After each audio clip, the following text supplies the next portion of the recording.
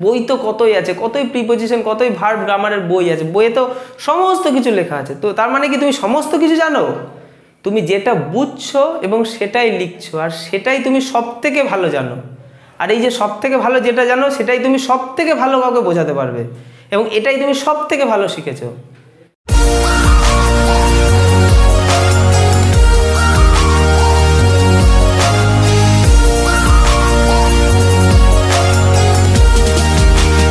আজকে তোমরা দেখতে পাচ্ছ প্রিপোজিশন কত নম্বর ক্লাস? এটা 6 নম্বর ক্লাস। আগেরগুলো যারা দেখোনি ডেসক্রিপশন বক্সের লিঙ্ক আছে, দেখে নেবে। টপ 22 প্রিপোজিশন, এটা হচ্ছে আমাদের সিরিজ। আমাদের এই যে লাল কালি দিয়ে দাগানো আছে এই ক্লাসগুলো হয়ে গেছে, যারা দেখোনি দেখে নেবে। আমরা প্রিপোজিশনের এই টপ 22 এই কটা প্রিপোজিশনের ব্যবহার সর্বাধিক, এর বাইরে সেরকম প্রিপোজিশন নেই বললেই চলে। এই কটা প্রিপোজিশন আমাদেরকে খুব ভালো করে বুঝতে হবে, খুব ভালো করে। আজকে আমরা ইনটু, বাই, দেখো ইনটু করব, বাই করব, ইন ফ্রন্ট অফ করব, আর কি করব, বিহাইন্ড করব, আর হচ্ছে আউট অফ, আউট অফ। এই কটা তোমাদের আজকে হয়ে যাবে, তারপর বাকি থাকবে আর এই কটা। আগামী হয়তো 2টো ক্লাসে কমপ্লিট হয়ে যাবে। তো ক্লাসগুলো আশা করি ভালো করে তোমরা করছো, খাতায় নোট করছো। ইনটু কোথায় বসে স্যার? ইনটু কোথায় বসে আমরা জানি, আপনি আরেকবার তাও বলুন। বাইরে থেকে ভেতরে প্রবেশ, মানে তুমি ধরো পড়তে এসছিলে আমার কাছে, তারপর তুমি বাড়ি যাচ্ছ, মানে ঘরে যে ঢুকবে, এই যে মোশনের সাথে, একটা গতির সাথে তুমি বাইরে থেকে যে ভেতরে প্রবেশ করছো, সেক্ষেত্রে ইনটু হবে।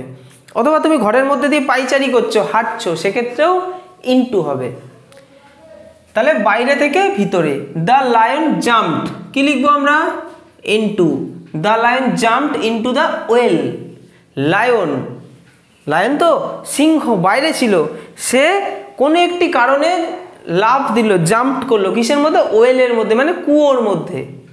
হয়তো কাউকে শিকার করবে এই জন্য হয়তো নেমেছে। তাহলে সিংহটি বাইরে ছিল, ভেতরে প্রবেশ করলো, এই যে গতির সাথে যে প্রবেশ করলো, এই জন্য আমরা ইনটু বসাবো। তাহলে তোমাদের বুঝতে হবে ইনটু কোথায় বসে, আমরা গতির সাথে যদি যাই। তাহলে the lion jumped into the well.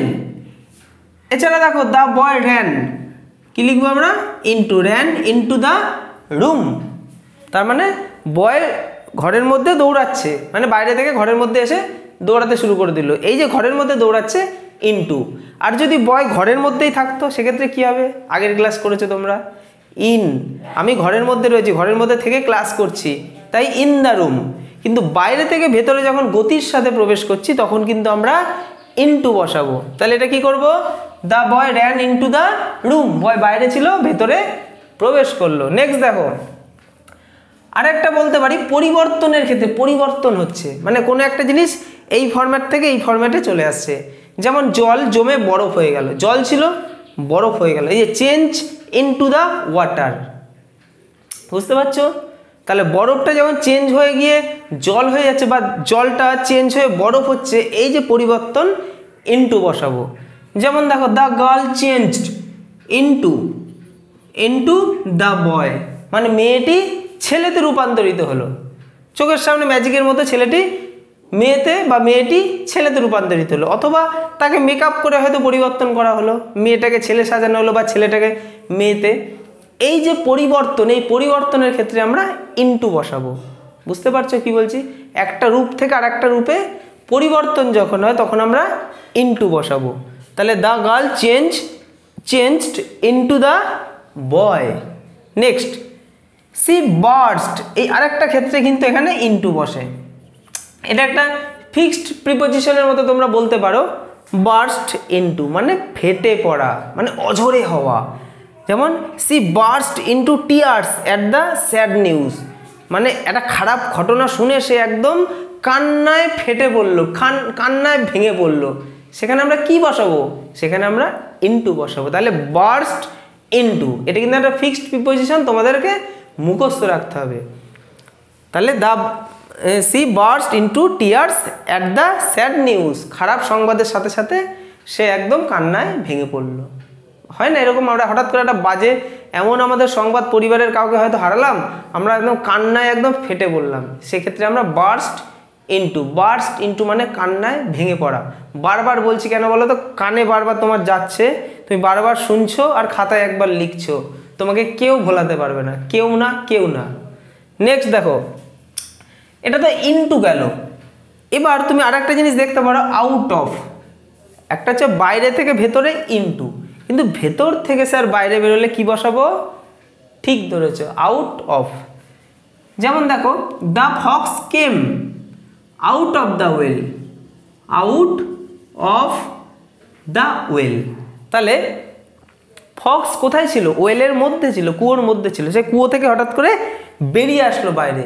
তাহলে ভেতর থেকে বাইরে বেরিয়ে আসলে আমরা আউট অফ বসাবো, কিন্তু বাইরে থেকে ভেতরে প্রবেশ করলে ইনটু। এই দুটোকে মনে রাখতে হবে, ভেতর থেকে বাইরে কি বসাবো? আউট অফ, কিন্তু বাইরে থেকে ভেতরে ইনটু, একদম কারেক্ট। তাহলে the fox came out of the well, ওয়েলের বাইরে বেরিয়ে আসলো। নেক্সট দেখো, বাই কোথায় বসে? বাই আমাদেরকে জানতে হবে। বাই তাহলে কোথায় বসে? বাই কোনো ব্যক্তির দ্বারা। ধরো একটা জিনিস, আমি সাপটাকে মারবো, তাহলে সাপটাকে কে মেরেছে?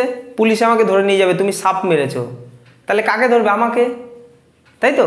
এবার আমি সাপটাকে তো আর হাত দিয়ে মারতে পারবো না, আমি একটা লাঠি দিয়ে মারবো, তাহলে সেক্ষেত্রে পুলিশ কাকে ধরবে? আমাকেই ধরবে। লাঠিকে তো স্যার ধরবে না, লাঠিকে ধরে কি করবে? কারণ লাঠিটা কে কাজে লাগিয়েছিল? আমিই কাজে লাগিয়েছিলাম। তাই এই যে আমি সাপটাকে মারলাম লাঠি দিয়ে, আমি মারলাম বাই হবে, লাঠিটা মারলো উইথ হবে। কোনো বস্তু দ্বারা যদি মারা হয় উইথ হবে, আর যদি কোনো ব্যক্তি দ্বারা, যেমন আমি সাপটাকে মারলাম লাঠি দিয়ে, তাহলে আমার সাথে কিন্তু বাই হবে, কিন্তু লাঠিটার সাথে উইথ হবে। এটা কিন্তু একটা কনসেপ্ট। তাহলে কোনো ব্যক্তির দ্বারা যদি কোনো কিছু মারা হয়, যেমন the bird was killed by the hunter, তাহলে বার্ড কিল হলো কার দ্বারা? হান্টারের দ্বারা। তাহলে হান্টার একজন মানুষ, তাই তার সাথে বাই বসলো। এখন যদি তারপরে থাকতো উইথ স্টিক, কি দিয়ে মারলো? স্টিক দিয়ে তো মারবে না, হয়তো বন্দুক দিয়ে মারলো, তাহলে উইথ গান। এই যে বস্তুটা চলে আসলো, সেখানে আমি উইথ বসাবো। কিন্তু মানুষ হলে বাই। বারবার বলছি, কানে শোনো, খাতায় নোট করো। এরপর হচ্ছে যানবাহন। যানবাহন যেখানে আসছে, বিভিন্ন যানবাহনে করে আমরা যাই, সেখানে কিন্তু খুব সহজেই আমরা ইংলিশ ওয়ার্ডগুলো ইউজ করি। By car, by bus, by tram, by train. এই যে আমরা এই ট্রান্সপোর্টগুলো যে ইউজ করছি, সেক্ষেত্রে আমরা বাই বসাবো। যেমন দেখো, আই গো টু স্কুল, আমি স্কুলে যাই, আমার স্কুল অনেক দূরে, তাহলে আমাকে বাসে যেতে হয়, তাহলে কি লিখবো? বাই বাস, তাই তো? By car, by train, by tram. বুঝতে পারছো? তো কোনো যানবাহনে করে যখন আমরা কোথায় যাব, তখন আমরা বাই বসাবো। প্রিপোজিশন কোথায় বসে? নাউন বা প্রোনাউনের আগে বসে, নাউন প্রোনাউনের সঙ্গে একটা সেন্টেন্সের বাদবাকি ওয়ার্ডগুলোর একটা লিঙ্ক তৈরি করে, একটা সম্পর্ক তৈরি করে। দেখো প্রিপোজিশনগুলো কোথায় বসছে, এই যে বাস একটা নাউন না, তার আগে বসছে, তাহলে এই বাসের সাথে এই যে সেন্টেন্সের বাদবাকি ওয়ার্ড অথবা আমার, এই যে একটা সম্পর্ক, লিঙ্ক তৈরি করছে, সেইখানেই বসবে প্রিপোজিশন। তো আমরা যানবাহন দ্বারা যদি কোথাও যাই, কি বসাবো? বাই, একদম ঠিক ধরেছো। নেক্সট, একেবারে পাশে যদি বোঝায়, পাশে, আমার বাড়িটা নদীর পাশে, আমার বাড়িটা সমুদ্রের পাশে, আমার বাড়িটা এই বড় মাঠটার পাশে, তো একেবারে পাশে যখন বোঝাবে, একদম পাশে, কি বসাবো? বাই। তাহলে by the river, my house is near by the river. বলতেই পারি একদম নদীর পাশে, নদীর কাছে। তাহলে একদম পাশে বোঝালে তোমরা বাই বসাতে পারো। নেক্সট দেখো, আরেকটা হচ্ছে মধ্যে। এই পয়েন্টটাকে মাথায় রাখতে হবে, মধ্যে মানে আমি 10টার মধ্যে কাজটা শেষ করে দেবো, আমি 2টোর মধ্যে পৌঁছে যাচ্ছি স্যার, আমি 3টের মধ্যে আমি আমার অঙ্ক কমপ্লিট করে ফেলবো, এই যে টাইমের মধ্যে আমি শেষ করব, সেক্ষেত্রে by. I shall have reached there by 7:30 PM, মানে আমি 7:30-এর মধ্যে সেখানে পৌঁছে যাব। এই যে 7:30-এর মধ্যে যে টাইমটাকে আমি বেঁধে দিলাম, কি বসালাম? বাই। তাহলে I shall have reached there by 7:30 PM, যে কোনো টাইমের মধ্যে আমি একটা কাজ শেষ করতে চাইছি, আমি বাই বসাবো। নেক্সট, দ্বারা, কোনো দ্বারা যদি বোঝায় দ্বারা, যেমন the house was burned by fire, কি লিখবো? বাই, মানে আগুনের দ্বারা এই বাড়িটা ভস্মীভূত হয়ে গেছে, মানে জ্বলে পুড়ে ছাই হয়ে গেছে। তাহলে কোনো কিছু দ্বারা যদি বোঝায়, আমরা ভয়েস চেঞ্জেও কিন্তু বাই বসাবো, সেখানেও কিন্তু ওই বাই ইউজ হয়। যেমন অ্যাক্টিভ ভয়েসে যদি কোনো একটা কথা বলা হয়, আই ইট রাইস, আমি ভাত খাই, ভয়েস চেঞ্জ করবো, কি লিখবো? Rice is eaten by me. তাহলে ভয়েস চেঞ্জের সময় কিন্তু আমরা এই বাই ইউজ করতে পারি, মানে সাবজেক্ট লাস্টে চলে গেল তখন বাই দিয়ে আমরা লিখতে পারি। আশা করি বুঝতে পারছো বাইয়ের ইউজ। তাহলে দ্বারা বোঝালে the house was burned by fire, আগুনের দ্বারা এই হাউসটা, এখানে দেখো এটাও কিন্তু ভয়েস চেঞ্জ, যেটা আমি বলছিলাম অ্যাক্টিভ প্যাসিভ। আমি আগামী ক্লাসে আনবো, ভিডিওগুলো দেখবে, এত সুন্দরভাবে সহজভাবে বোঝাবো অ্যাক্টিভ প্যাসিভ মানে ভয়েস চেঞ্জ এবং ন্যারেশন চেঞ্জ, তোমরা ধারণাই করতে পারবে না। ইউটিউবে এরকমভাবে তো কখনো বাংলাতে অন্তত দেখোনি, আমি সেভাবে নিয়ে আসবো তোমাদের, যে একদম বুঝিয়ে ছাড়বো, একদম কয়েকটা ক্লাস জাস্ট তোমাদের করতে হবে, ন্যারেশন ভয়েস নিয়ে কোনো সমস্যা থাকবে না। দেখবে ক্লাসগুলো, পরপর ক্লাসগুলো দেখে যাও, দেখো আমি তোমাদের জন্য কি আনতে পারি। তাহলে এটা কিন্তু ভয়েস চেঞ্জ। কি করে বুঝলাম? এটা প্যাসিভ ভয়েস আছে কিন্তু, এই যে দ্য হাউস, হাউস কি নিজেকে নিজে আগুন দিয়ে পোড়াচ্ছে? যদি হাউস নিজেকে নিজে আগুন দিয়ে পোড়াতো তাহলে বলতাম অ্যাক্টিভ ভয়েস, কিন্তু এই হাউস তো নিজেকে পোড়াচ্ছে না। কে এই হাউস? এখানে সাবজেক্টের মতো হলেও সাবজেক্ট কিন্তু এখানে কাজ করতে পারছে না, তার মানে একে নিশ্চয়ই অন্য কেউ কারোর দ্বারা সে পুড়ছে। কিসের দ্বারা পুড়ছে? এই আগুনের দ্বারা, তাই আমরা বাই দিয়ে ফায়ার লিখলাম। নেক্সট, এছাড়াও কিছু ফিক্সড প্রিপোজিশন আছে যেটার সাথে বাই বসে, যেমন অ্যাবাইড বাই, মানে মেনে চলা, মান্য করে চলা, সেক্ষেত্রে অ্যাবাইডের সাথে কিন্তু সবসময় বাই বসে, এটা মুখস্থ করতে হবে। অ্যাবাইড বাই, অ্যাবাইড বাই, আমার সাথে দুবার বলো, abide by. Next, accompanied by, মানে কারোর সঙ্গী হওয়া, এই যে তুমি আমার সঙ্গী হয়েছো, আমি ক্লাসগুলো করাচ্ছি, তুমি দেখছো, ক্লাসগুলো নোট করছো, আমার সঙ্গী হয়েছে, এটা অ্যাকম্প্যানিড বাই। অথবা যে কোনো ক্ষেত্রে তোমার সাথে তোমার একটা সহযোগী খেলছে বা পড়তে যাচ্ছে, তাহলে অ্যাকম্প্যানিড বাই। তাহলে অ্যাকম্প্যানিড বাই মানে সহযোগী হওয়া, সঙ্গী হওয়া। ফিক্সড প্রিপোজিশন মুখস্থ রাখতে হবে। লিভ বাই, লিভ বাই মানে কি স্যার? লিভ বাই মানে কেউ কোনো একটা কিছুর ওপর নির্ভর করে বেঁচে আছে, যেমন গরু, গরু কি করে? ঘাস খায়, তাহলে ঘাসের ওপর নির্ভর করে গরুর জীবনটা মানে সুরক্ষিত, মানে ঘাসের ওপর নির্ভর করে আছে গরু, তাহলে সেখানে আমরা লিভ বাই বলবো। তাহলে কেউ যদি কোনো কিছুর ওপর নির্ভর করে থাকে, আমরাও তো খাওয়া দাওয়ার উপর নির্ভর করে বেঁচে আছি, তাহলে সেখানে লিভ বাই। তাহলে আমাদের বাই হয়ে গেল। নেক্সট দেখো in front of. In front of মানে কি? মুখোমুখি, এই যে তুমি আমার মুখোমুখি রয়েছো, ইন ফ্রন্ট অফ। অথবা তোমাদের বাড়ির ঠিক উল্টো দিকে, বাড়ির মুখোমুখি কোনো একটা চায়ের দোকান আছে, ইন ফ্রন্ট দ্য হাউস। তাহলে মুখোমুখি মানে ইন ফ্রন্ট আমরা ব্যবহার করতে পারি, ইন ফ্রন্ট অফ। যেমন there is a big playground, কি লিখবো? In front of our school, মানে আমার স্কুলের ঠিক সামনে একটা বড় প্লেগ্রাউন্ড আছে, বড় খেলার মাঠ আছে, সেখানে আমি কি বসাবো? In front of. মনে রাখতে হবে ইন ফ্রন্ট অফ মানে একদম মুখোমুখি, সোজাসুজি। বোঝা গেল? তাহলে there is a big playground in front of our school, এটা কিন্তু একটাই, এর বেশি ইউজ নেই, একদম মুখোমুখি সামনাসামনি হলেই আমরা ইন ফ্রন্ট অফ ব্যবহার করব। স্যার মুখস্থ হয়ে গেছে, সামনেরটা বলুন এবার। ইন ফ্রন্ট অফ তো বুঝলাম, এবার আমাদের বুঝতে হবে বিহাইন্ড কি। বিহাইন্ড হচ্ছে ঠিক তার উল্টো, মানে পিছনে। ইন ফ্রন্ট অফ যেমন একদম সামনে ছিল, বিহাইন্ড হচ্ছে একদম পিছনে। দেয়ার ওয়াজ এ পন্ড বিহাইন্ড, BEHIND।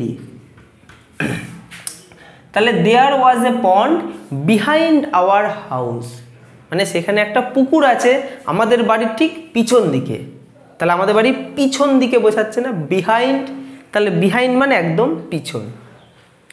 তাহলে আশা করি বুঝতে পেরেছো এই ক্লাসটি তোমাদের প্রিপোজিশনের উপরে এই কয়েকটা জিনিস নিয়ে আশা করি ভবিষ্যতে আর ডাউট থাকবে না।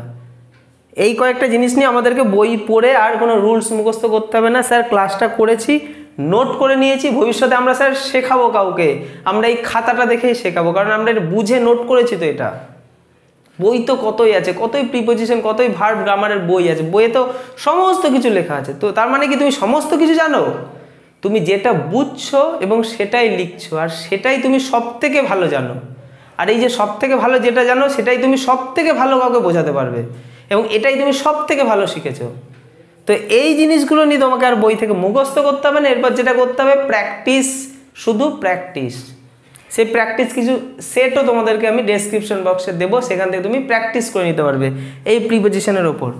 নেক্সট ক্লাসে তোমাদের দেখা হবে, আর হয়তো আগামী 2-3টে ক্লাসের মধ্যে তোমাদের বাদবাকি for, since, of, from, within এই কয়েকটা প্রিপোজিশন নিয়ে ইউজ একদম চলে আসবো। বিস্তারিত ক্লাস কিন্তু হবে।